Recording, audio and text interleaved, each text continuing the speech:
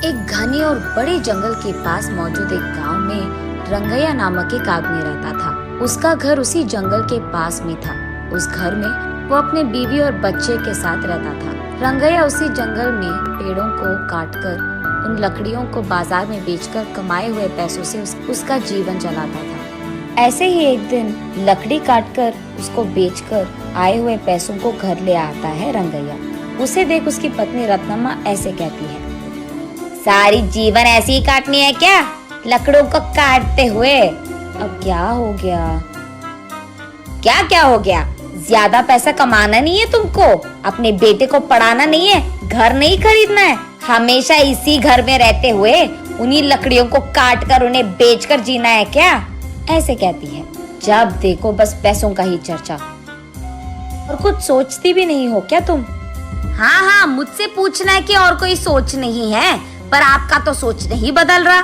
इसके बाद रंगैया उसकी बातों को सुन नहीं पाता है, इसलिए वो चुपचाप वहाँ से चले जाता है। उस रात को रंगैया अपने घर की खिड़की से बाहर देखते रहता है। दूर में उसे एक छोटी सी रोशनी दिखाई देती है और वो ये भी देखता है कि कई सारे गाड़ियाँ बाहर से जंगल की ओर और जंगल से बाहर की ओर जाते रहते हैं। मैं तो हर रोज इसी जंगल में काम करता हूँ। मैंने आज तक लकड़ियाँ काटते हुए किसी को आते या जाते नहीं देखा है, ना ही सुना है। लेकिन हर रोज रात के समय में यहाँ गाड़ियाँ आती जाती रहती है। मुझे कुछ तो करके जानना होगा कि वहाँ हो क्या रहा है। अगले दिन सुबह उठते ही जहाँ उसे कल रात रोशनी दिखी थी, उसी तरफ जाता रहता है रंगैया। वहाँ उसे झाड़ियों के बीच एक गुफा दिखाई देती है। उस गुफा में वो डरते डरते जाता है।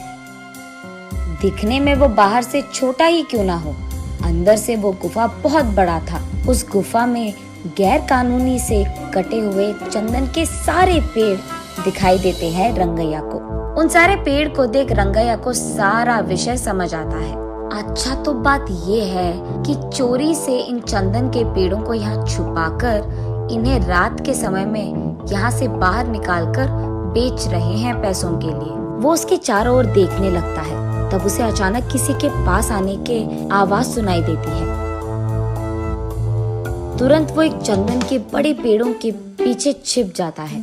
कुछ देर बाद घर जाने की कोशिश में वो उठने के लिए सहारा के लिए नीचे मौजूद पत्थर पे हाथ रख के अपने आप को उठाने की कोशिश करता है। बस पत्थर अंदर गिर जाता है और वहाँ एक छोटा सा दरवाजा खुलता है। रंगैया उस द्वार के अंदर मौजूद सीढ़ियों से नीचे गिर जाता है। तब उसे समझ आता है कि ये गुफा उस गुफा के अंदर है। तब वो देखता है कि उस गुफा में कहीं ऊपर से थोड़ी सी रोशनी आ रही थी। चारों ओर अंधेरा था, लेकिन वो रोशनी जिस दिशा में गिर रहा था वहाँ बैंगन का छोटा सा एक पौधा था। उस पे लंबे और बड़े अच्छे बैंगन फूले हुए थे। तब रंगैया सोचता है कि शायद बारिश या हवा के कारण बैंगन का बीज यहाँ गिर गया होता, इसीलिए यहाँ पे बैंगन का पौधा मौजूद है। चलो कोई नहीं, बैंगन तो बहुत अच्छे दिख रहे हैं, आज अगर इन्हें घर ले जाऊंगा तो आज का खाना तो हो जाएगा। ये फैसला करके वो उस पौधे से एक बैंगन को तोड़ता है। बस रंगैया के हाथ में जैसे ही वो बैंगन आता है, वो सोने का बैंगन बन जाता है। रंगैया आश्चर्यचकित होकर दंग रह जाता है। वो उस सोने के बैंगन को अपने हाथों में लेकर उसे जांचने की कोशिश करता है और तुरंत वो सोचता है कि उसी पौधे से एक और बैंगन ले ले, लेकिन उससे पहले ही उस पौधे पे मौजूद सारे बैंगन गायब हो जाते हैं। रंगैया बहुत निराश होता है।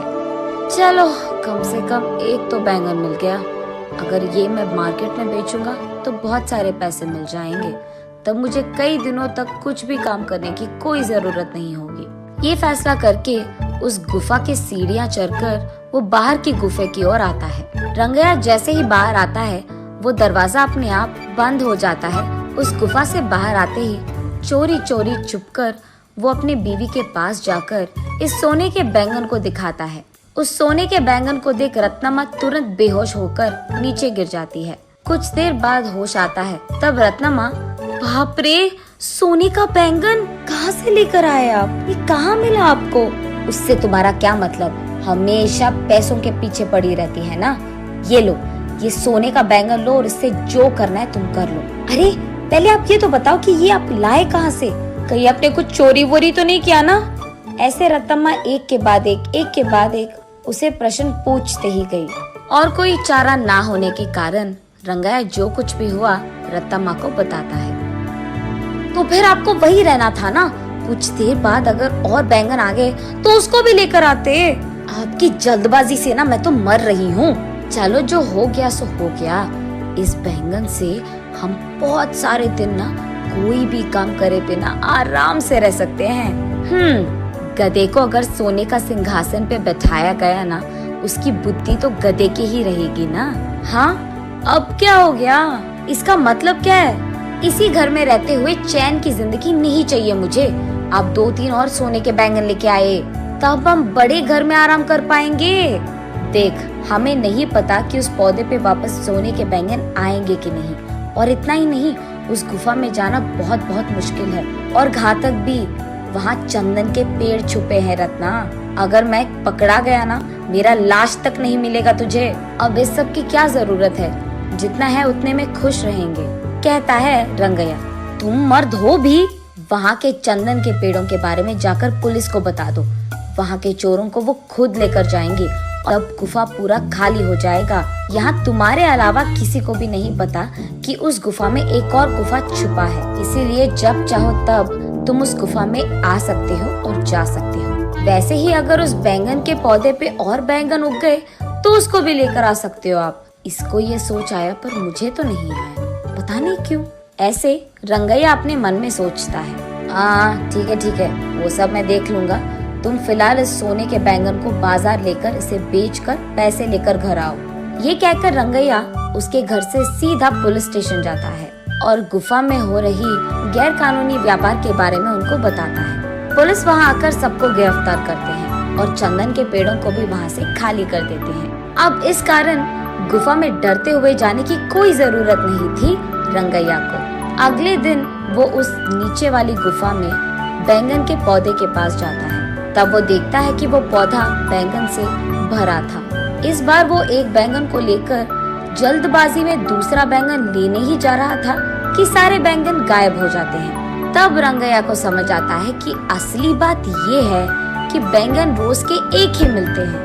ऐसे वो उस दिन के लिए एक सोने का बैंगन लेके घर चले जाता है। तब रत्तम्मा उन सोने के बैंगन को बेचकर आए हुए पैसों से एक बड़ा बंगला खरीदती है। तब से जब भी रंगैया को पैसों की जरूरत थी, वो उस गुफा में जाकर बैंगन लेकर उसे बेचकर आए हुए पैसों से खुशी से रहता था। जल्द ही रंगैया और रत्तम्मा उस गांव के ही जमींदार बन जाते हैं और खुशी से जीते हैं।